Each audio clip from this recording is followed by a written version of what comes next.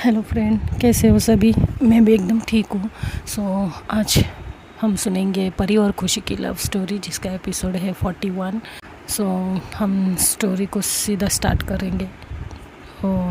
जो परी है वो काव्या के घर में जाती है। काव्या की मम्मा देखती है कि काव्या के साथ कोई लड़की है, शायद उसकी फ्रेंड हो सकती है। तो वो उन दोनों के पास आती है और पूछती है, अच्छा बेटा, तो ये फ्रेंड है तुम्हारी, तुम इसी के लिए इतनी सुबह सुबह आई थी। तो काव्या बोलती, हाँ जी माँ, वो एक्चुअली ये मेरी बहुत अच्छी फ्रेंड है। एक बार अगर मैं अब्रॉड जाऊंगी तो इससे मिल ना पाऊंगी, इसके लिए मैंने इसे बुला लिया। तो उसकी मम्मी बोलती, ठीक है बेटा, अच्छा किया तुमने, तुम लोग जाओ ऊपर, मैं तुम दोनों के लिए कुछ भेजती हूँ। तो काव्या बोलती, माँ एक काम कीजिए, आप कुछ खाने के लिए भेजिए। तो उसकी माँ बोलती, अच्छा अच्छा ठीक है। तो ये लोग जाते ऊपर और काव्या के रूम पे ये लोग जाते हैं। काव्या के रूम पे जैसे ये लोग पहुंचते हैं, काव्या डोर लॉक करती है। वैसे ही परी जो है उसका सब्र का बांध फूट पड़ता है और वो सीधा काव्या को गले लगाती है और बहुत रोने लगती है, बहुत रोने लगती है। मतलब उसके दुख दर्द शायद से किसी के सामने आज पहली बार निकल रहे थे। काव्या जो है वो परी को रोने देती है और ख़ुद को भी रोक नहीं पाती है रोने से। काव्या भी तो बहुत रोती है, क्योंकि काव्या ने भी बहुत ढूंढने की कोशिश की थी परी को विक्रम के साथ। तो वो समझ सकती कि वो दौर क्या था। थोड़ी देर में को डोर पे नॉक होता है। तो काव्या बोलती है, अब फटाफट आके पूछो, शायद से मम्मी है।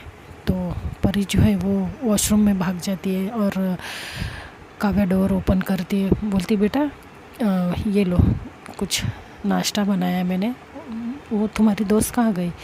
तो काव्या बोलती है, वो वॉशरूम गई है मम्मा। तो बोलते, अच्छा ठीक है। तो काव्या बोलती, मम्मा हम लोग कुछ इम्पोर्टेंट काम की बातें कर रहे हैं, एक्चुअली कुछ डिस्पेंसरी की बातें कर रहे, तो देख लीजिएगा कोई कमरे के यहाँ ना आ जाए। तो जो उसकी मम्मी वो समझ जाती कि इनको डिस्टर्ब ना करे। तो उसकी मम्मी बोलती, ठीक है। वो उसकी मम्मी जाती तो काव्या फिर से अंदर से लॉक करती और वहाँ से परी आ जाती है। परी को काव्या सबसे पहले बिठाती है सोफ़े पर और जो नाश्ता है उसके सामने रख देती है। परी बोलती है, काव्या जी, मुझे नहीं खाना। काव्या बोलती, प्लीज़ परी, थोड़ा सा खा लो। तो परी नहीं खा रही थी, तो काव्या जो है उसे अपने हाथों से खिलाने लग जाती है। परी को पता नहीं क्या होता है, उसकी आँखों से आंसू कंटिन्यूसली टपक पड़ते हैं और वो आंसू पोंछते पोंछते काव्या के हाथ से एक निवाला खाती है। काव्या को बहुत बुरा लगता है उसकी तरफ देख के, क्योंकि शायद से कुछ ऐसी बात थी जो परी को बहुत ज़्यादा परेशान कर रही थी।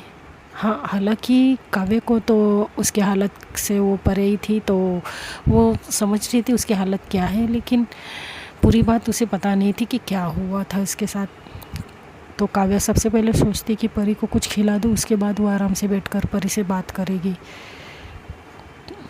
तो थोड़ा बहुत वो खाती है, काव्या उसे ज़बरदस्ती कुछ खिला लेती है। तो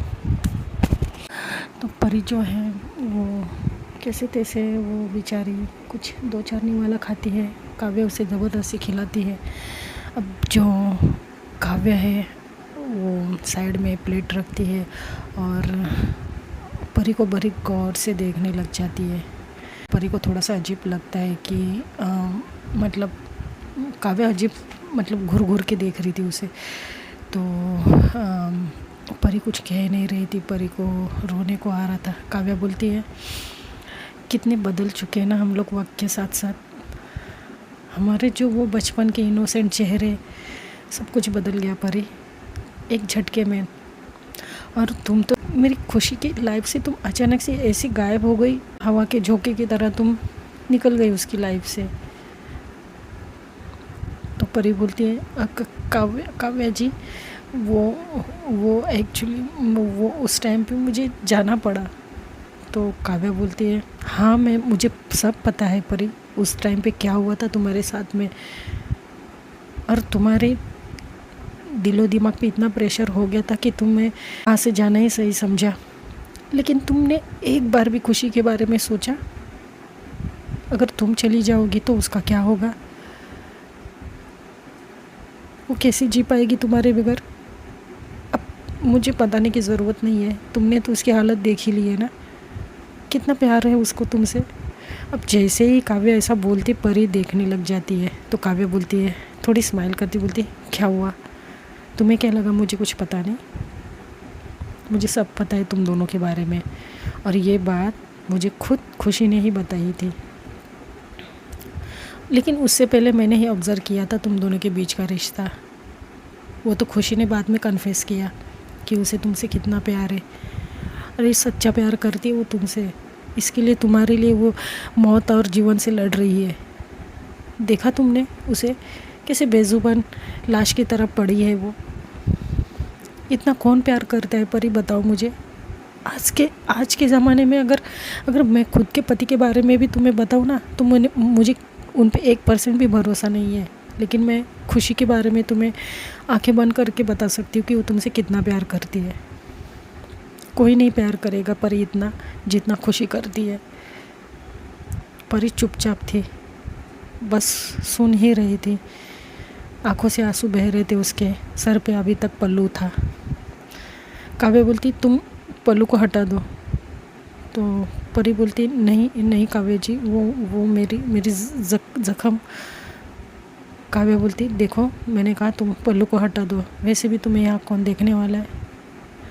तो काव्य जो है उसके सर से पल्लू हटा देती, परी हटा नहीं रही थी।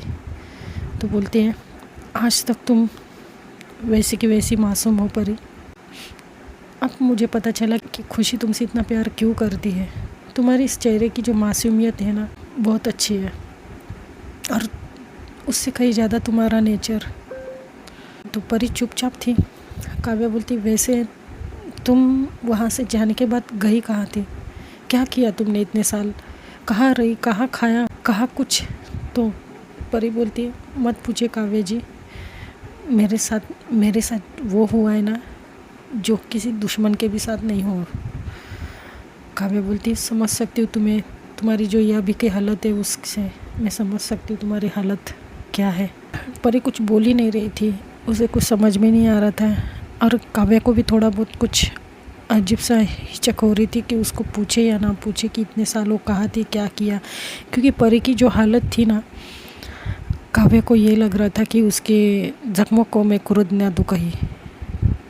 तो वो चुप रहती है, और फिर परी बोलती कि वैसे खुशी की ऐसी हालत। काव्य बोलती, तुम खुशी की हालत पूछ रही हो, तुम्हें नहीं पता उससे क्या तकलीफ़ थी पहले से। अरे तुम तो उसके साथ हर पल थी ना। अब उसके प्यार की ये मजाल है कि वो तुम्हारे बिना अपना इलाज करवाए। जब ऐसा बोलती ना, तो परी जो है बहुत रोने लग जाती है। उसकी आंखों में बहुत आंसू आते हैं कि उसके बिना खुशी ने उसका 1% भी इलाज नहीं किया था खुद का। बस वो बेज़ुबान पड़ी थी, इसके लिए उसका भाई उसका इलाज कर रहा था, लेकिन जब तक वो होश में थी खुद का इलाज उसने कभी किया नहीं। तो परी को इस बात से बहुत रोना आता है कि क्या से क्या हो गई है उसकी खुशी की हालत। तो काव्य बोलती है, वैसे विक्रम भाई साहब को भी तुम दोनों के बारे में सब पता है। अब जैसे ऐसा बोलती है, परी चौंक जाती है, उसके हाथ पैर कांपने लगते हैं, और उसके होठ भी कपाने लगते हैं, और बोलती कि क्या भाई को कैसे पता काव्य जी, वो मुझे छोड़ेंगे नहीं अब। तो काव्य बोलती, देखो तुम टेंशन ना लो, अरे भाई ने भी किसी टाइम प्यार किया था, उनसे कहीं ज़्यादा और कौन समझ सकता है तुम्हारे प्यार को। इनफैक्ट वो खुद तुम्हें इतने सालों से ढूंढ रहे हैं, दिन रात एक कर दिया उन्होंने, लेकिन तुम्हारा कहीं पता नहीं था। तुम कहाँ चली गई थी परी, ऐसे कौन सी जगह थी जो हमने नहीं ढूंढी है तुम्हें, ऐसे कहाँ छुप कर बैठ गई थी तुम। वो चुपचाप बैठ जाती है। तो काव्य जो है बोलती, बोलो परी, बताओ। मुझे पहले ये लग रहा था कि मुझे तुम्हें सब कुछ नहीं पूछना चाहिए, क्योंकि शायद से मैं तुम्हारे ज़ख्मों को कुरेद दूँ, लेकिन अब मुझे ऐसा लग रहा है कि मैं तुम्हें सब कुछ वो बात पूछूं कि तुम कहाँ थी इतने साल, क्या किया? क्योंकि ये कोई छोटी मोटी बात नहीं है, तुम्हारी ज़िंदगी का सवाल था ये। और शायद से तुमने भी मौत और ज़िंदगी के बीच में खेल खेला हो इतने साल से, जिस तरह से खुशी तुम्हारे लिए यहाँ पर मौत और ज़िंदगी के साथ खेल रही थी। कौन से ज़माने के लोग हो तुम दोनों? एक दूसरे के प्यार में तुम दोनों ने अपने आप को तक कुर्बान कर डाला। एक खुशी है वहाँ पर, वो खुद को ठीक नहीं करना चाहती है, और ऐसे बेज़ुबान शरीर उसने पाया है।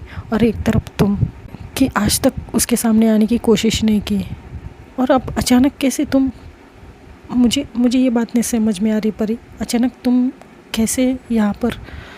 तो परी बोलती है, देखिए काव्य जी, ये सारी बातें आप ना ही पूछे तो अच्छा होगा।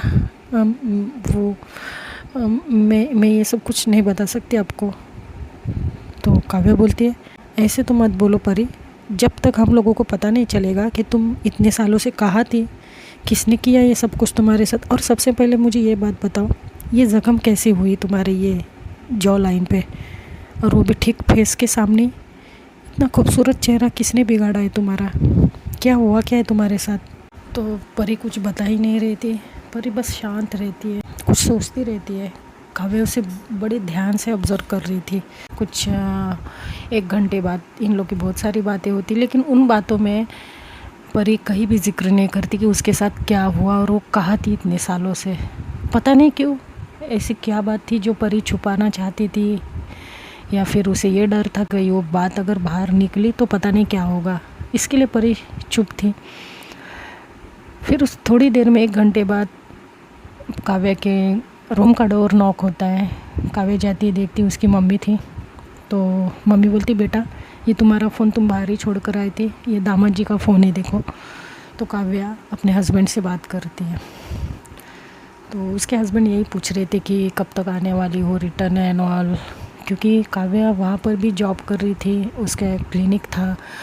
तो और ऊपर से जो अब कितने ही दिन रहेगी इंडिया अपने पति को छोड़कर, तो उसका पति उसे बुला रहा था वापस।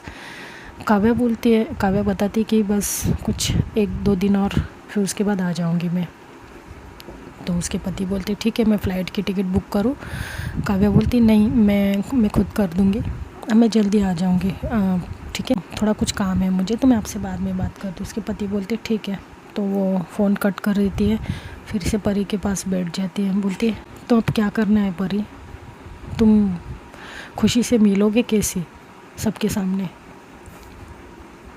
तो परी बोलती, वैसे ही काव्य जी, जैसे मैं अब 2 बार आ चुकी हूँ। तो काव्या बोलती, अच्छा तो तुम्हें क्या लगता है तुम्हें कोई पकड़ेगा नहीं, तुम्हें कोई देखेगा नहीं? जिस तरह से तुम मेरे हाथ आई हो, उस तरह से उस घर में और भी लोग हैं जिनके हाथ तुम आ सकती हो। तो परी बोलती, वो तो है काव्य जी, तो मैं अब क्या करूं? तो काव्य बोलती, सबसे पहले मुझे ये बताओ तुम रहती कहाँ हो? अब जो परी थी वो थोड़ा सा शांत बैठ गई थी इस सवाल से। तो काव्य बोलती, क्या हुआ बताओ मुझे, तुम कहाँ रहती हो? इतने सालों से तो तुम कहीं ना कहीं अपना रहने की कुछ व्यवस्था तो की होगी ना? तो परी बोलती है, वो एनजीओ में रहती हूँ। तो काव्या बोलती, क्या एनजीओ में, कहाँ पर? तो बोलती है, ये शहर से कुछ 10 किलोमीटर दूर है। बोलती, लेकिन काव्या बोलती, लेकिन इतने सालों में बस 10 किलो ज़्यादा दूरी पर नहीं हो तुम, इतने सालों में तुम मिली कैसे नहीं हमें? हमने पूरा शहर छान मारा, कहाँ से कहाँ हम लोग पहुँचे थे तुम्हें ढूंढने के लिए, फिर भी तुम मिली नहीं। तो परी बोलती, वो काव्य जी मैं इतने सालों से यहाँ थी ही नहीं। तो काव्या बोलती, फिर तुम कहाँ थी? तो बोलती कि मैं दूसरे शहर में थी, मतलब मैं गांव में थी ही नहीं, इस गांव में थी ही नहीं।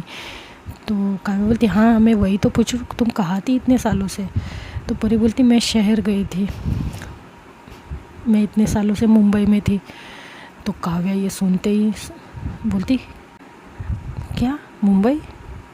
मगर तुम इतनी दूर, शायद से मुंबई यहाँ से काफ़ी दूर है, तो तुम वहाँ पहुँची कैसे?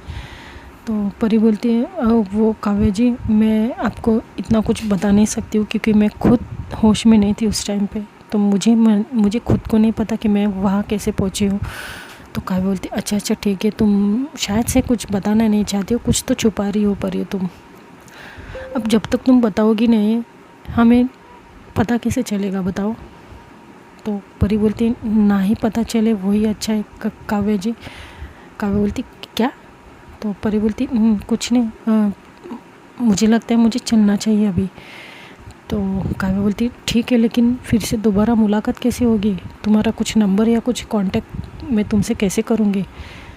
तो परी बोलती मेरा कुछ कांटेक्ट नहीं है। काव्या बोलती तो तुम जहाँ पे रहती हो उनसे उनका किसी का कांटेक्ट दे दो, मैं तुम्हें ढूंढूंगी कहाँ, फिर से तुम गायब हो गई तो? परी बोलती कि नहीं काव्या जी, मैं इतने साल नहीं गायब हो पाई तो आप ही कैसे हो सकती हो? मैं खुशी से दूर रह ही नहीं सकती हूँ। तो काव्या को बड़ा अच्छा लगता है ये सुनकर। तो काव्या पूछती कि वैसे एक बात पूछूं तुमसे? तो परी बोलती पूछिए। तो बोलती कि सच सच बताना। तो परी बोलती है हाँ पूछिए।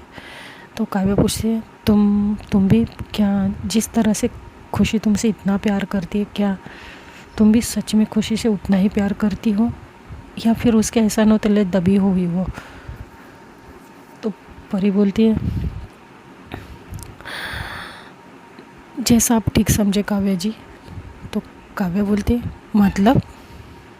तो परी बोलती है कि आपको क्या लगता है मैं वापस आई हूँ तो किस वजह से आई होगी? तो काव्या बोलती है कि आई थिंक तुम भी उससे। तो परी थोड़ी सी स्माइल करती है और वहाँ से उठकर बाहर चली जाती। तो काव्या समझ जाती कि परी भी खुशी से उतना ही प्यार करती है। परी इतना खुल के बात नहीं करती थी, वो थोड़ी शर्मीली टाइप थी, तो इसके लिए वो ज़्यादा कुछ बोलती नहीं। वो अपने दुखों को सारा साइड में रख कर थोड़ी सी स्माइल करके वो वहाँ से चली जाती है। परी ने बहुत कुछ सहा था, झेला था, लेकिन परी ने एक भी बात काव्या से शेयर नहीं की थी। अब वो बात क्या हो सकती है वो तो वो खुद ही जाने, वो क्यों नहीं बताना चाहती है।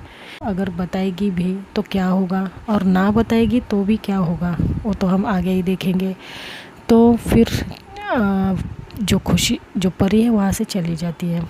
अब काव्या जो है अपनी माँ से थोड़ा मिलकर थोड़ा बहुत कुछ वहाँ रुकती है और कुछ 3-4 बजे तक फिर से खुशी के घर आती है। तो खुशी की माँ बोलती बेटा आ गई तुम सुबह से गई थी, कुछ सब ठीक है ना बेटा? काव्या है बोलती हाँ आंटी सब कुछ ठीक है, और मैं आज के रात यहाँ रुकूंगी, उसके बाद मैं कल चली जाऊंगी मम्मी के पास, और फिर 1-2 दिन में मैं आउट ऑफ फिर से जाऊंगी। तो आंटी बोलती है अच्छा बेटा, तुम्हारे आने से घर में बहुत रौनक आ गई थी बेटा, अब तुम भी चली जाओगी, घर फिर से सुना सुना हो जाएगा। तो काव्या बोलती आंटी मैं आती रहूँगी, वैसे भी आप टेंशन ना लो, और मुझे भी यहाँ आकर बड़ा अच्छा लगा। तो आंटी जो है बोलती अच्छा बेटा कुछ चाय वगैरह लोगे तुम? तो काव्या बोलती नहीं मैं पहले खुशी से मिलकर आती हूँ। अब जो काव्या है वो जाती है खुशी के कमरे में, अंदर से लॉक करती है और खुशी को जाकर फिर से टाइट हक करती है, बोलती खुशी खुशी खुशी खुशी I am so happy today. मैं इतनी खुश हूँ तुम्हारे लिए खुशी, मैं बता नहीं सकती हूँ। इतनी खुशी तो मेरी शादी में भी नहीं हुई थी मुझे। पता है तुम्हें मैं आज किससे मिली हूँ? गेस करो बोलो बोलो बोलो गेस करो। तो काव्या बोलती अच्छा ठीक है मैं बता देती हूँ। पता है तुम्हें और वैसे तुम्हें बताने की ज़रूरत नहीं है खुशी, तुम्हें तो पता ही होगा कि मैं किससे मिलकर आई हूँ, क्योंकि 2 बार तो तुम खुद मिल चुकी हो, और 2 बार जो तुमने इशारा दिया था सॉरी हम समझ नहीं सके, लेकिन तुम्हें तो पता चला ही होगा कि परी फिर से लौट आई है। हाँ खुशी मैं बहुत खुश हूँ इस बारे में, तुम्हारे लिए मैं बहुत खुश हूँ खुशी। अब वो दिन दूर नहीं कि तुम दोनों फिर से पहले जैसे एक हो जाओगे, मैं बहुत खुश हूँ। लेकिन इतने साल वो कहाँ थी, वो मुझे कुछ समझ में नहीं आ रहा है खुशी, कुछ भी नहीं समझ में आ रहा है। मैं कैसे पता करूँ? अब ऐसे बोलती ना तो खुशी का ना एक उंगली ऐसे थोड़े से मूवमेंट करती है, तो खुशी को ऐसे देखती है तो काव्या बहुत खुश हो जाती है। काव्या बोलती है, खुशी तुमने तुमने फिर से मूवमेंट की मेरी बातों पे। बहुत ही ज़्यादा खुश हो गई थी काव्या, और खुशी के मारे वो इतनी बातें कर रही थी खुशी के साथ, लेकिन उसे कोई गम नहीं था कि खुशी सामने से जवाब दे रही है या नहीं, क्योंकि वो अब इतनी खुश थी कि उसे अब कहीं ना कहीं पूरा यकीन हो जाता है कि अब खुशी के ठीक होने के चांसेस बहुत ही ज़्यादा है, जल्द से जल्द वो ठीक होकर ही रहेगी। तो ऐसे वो टाइम निकल जाता है, और फिर शाम को विक्रम आ जाता है घर पे। चाय पानी ये सब होता है, कुछ 6 बजे की बात है।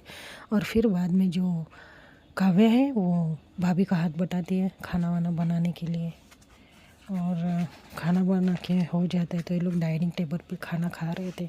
जब तक खुशी को सारी जो भी दवाई देनी थी वो दे चुकी थी काव्या, जो भी स्ट्रिप वगैरह लगानी थी वो सब कर देती है।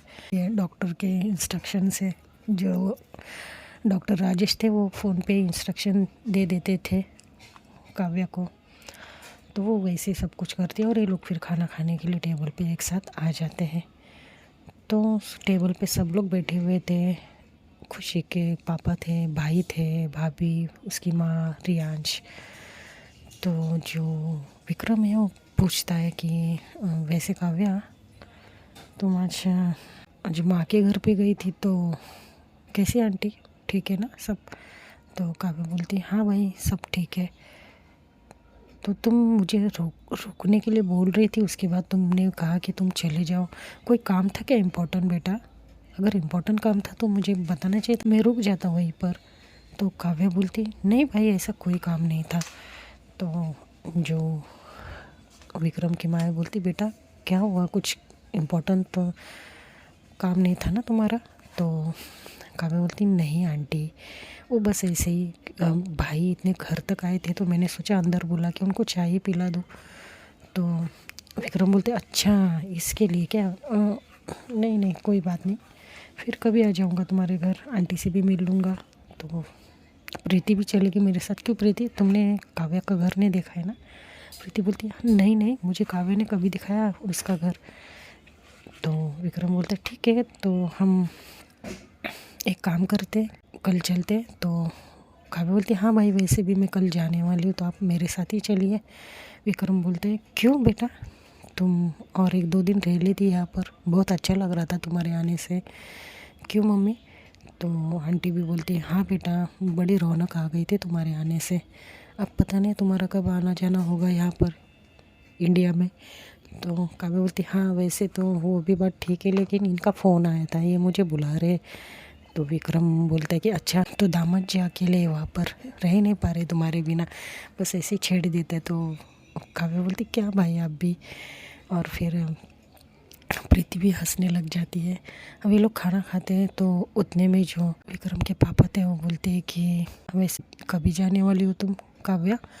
तो काव्या बोलती कि अंकल वो मैं 1-2 दिन में निकल जाऊँगी, कल मम्मी के यहाँ रुकूँगी पूरा दिन, फिर शायद से मैं 1-2 दिन की फ़्लाइट की टिकट बुक कर दूँगी। तो अंकल बोलते हैं, अच्छा बेटा तो जाते टाइम एक बार हम लोग से मिल के जाना। विक्रम के पापा को ऐसे बोलते हुए देख विक्रम भी सोच में पड़ जाता है कि वाह इतनी अच्छी अच्छी बातें इनके मुँह से पहली बार सुनी है। वो प्रीति से धीरे धीरे बोलते तो आंटी बोलती, बेटा चुपचाप खाना खाओ। और फिर उसके पापा भी घूर के देखते विक्रम को। तो विक्रम बोलते, ओह सॉरी। तो ये लोग बात तक करते करते खाना खा रहे थे। अब ये लोग खाना खाते अपने अपने रूम में जाते सोने के लिए।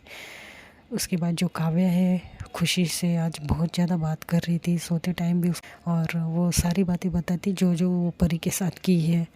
और फिर थोड़ी देर में गुड नाइट बोलकर सो जाती, क्योंकि खुशी की जो दवाइयाँ थी उसके वजह से खुशी को नींद आती थी, तो वो सो जाती है, तो काव्या भी सो जाती है। अब दूसरे दिन एज़ यूजुअल ये लोग उठते हैं, नाश्ता वाश्ता करते हैं। जो काव्या थी बहुत खुश थी एकदम चहक रही थी आज। तो आंटी बोलती क्या बात है बेटा, माँ के घर जा रही हो तो बड़ी चहक रही हो। तो काव्या बोलती हाँ आंटी, वो इतने दिनों बाद माँ से मिलने आई थी, तो अब यहाँ पर थी 2-3 दिन, और तो उसके बाद माँ के साथ रहने के अलग ही मज़ा होता है ना। एक बार बेटी की शादी होने के बाद बेटी को माँ की कदर पता चलती है। तो आंटी बोलती हाँ वो तो है बेटा, लेकिन हमें मत भूल जाना इस चक्कर में। तो काव्या बोलती कमाल की आप मजाक करते हैं आंटी, मैं आपको कैसे भूलूंगी, आपके हाथ के खाने को कैसे भूलूंगी। आंटी बोलती ठीक है बेटा। तो विक्रम जो है बोलते हैं कि अच्छा तो कभी निकलना है तुम्हें। तो काव्या बोलती भाई बस थोड़ी देर में निकलूँगी, 10-11 बजे तक। तो विक्रम बोलते ठीक है, मैं तुम्हारे साथ चलूँगा, प्रीति तुम भी चलोगी ना। तो प्रीति बोलती हाँ जी मैं भी चलूँगी। अब ये लोग चलने के लिए रेडी हो जाते हैं। थोड़ा उसको इमोशनली होने लग जाती है, वो खुशी को हक करती है और फिर वहाँ से खुशी को बाय करके और उसके पास थोड़ा सा जाके बोलती कि डरना मत, मैं तुम्हारी हीरोइन से ज़रूर मिलूँगी फिर से और उसे तुम्हारे पास ला कर रखूँगी। तब तक तुम अपना और हो सके तो बहुत ही ज़्यादा खुद का ख्याल रखना, ठीक है। मैं फिर से तुमसे मिलने आऊँगी ज़रूर एक बार, वापस अब्रॉड जाने के पहले, ठीक है। तो ऐसी बातें करके वो चली जाती है। अब जो विक्रम है वो बैग वगैरह उठाता है। प्रीति बोलती कि काव्य कुछ रह तो नहीं गए देखो। काव्य बोलती भाभी रहने दीजिए, कुछ रह भी गए तो फिर से एक बार मिलने आने वाली हूँ ना, जो भी है रहने दीजिए। रियांश तो पहले ही सुबह ही मना किया था स्कूल जाने से, क्योंकि उसको काव्य के घर पे जाना था अपने माँ पापा के साथ। तो पहले ही मना किया था, बोल देता कि मुझे भी काव्य बुआ के घर जाना है, मैं भी चलूँगा। इस वजह से रियांश स्कूल नहीं जाता है। तो रियांश को भी ये लोग लेकर जाते हैं और फिर ये लोग एक साथ काव्य के घर निकल पड़ते हैं। अब वहाँ से कैब वगैरह बुक करते हैं घर से, और काव्य के घर थोड़ा सा दूरी पर ही था। तो वो लोग काव्य के घर के यहाँ उतरते हैं। अब प्रॉब्लम ये होती है कि जो परी है काव्य के घर के साइड में खड़ी थी, काव्य का वेट कर रही थी। पता नहीं बिना काव्य को बताए हुए वो कैसे वहाँ पर आ गई थी। अब बड़ी मुश्किल होने वाली थी, क्योंकि विक्रम तो था ही, उस साथ साथ उसकी पत्नी भी थी और रियांश भी था। रियांश तो चलो बच्चा है, उसे वो तो इतना जानता नहीं है परी को, लेकिन जो विक्रम की वाइफ थी, अगर उसकी नज़र परी पे पड़ी तो पता नहीं क्या होगा। तो सुनते हैं दोस्तों नेक्स्ट एपिसोड में। If you like my story, like, comment and subscribe. Bye.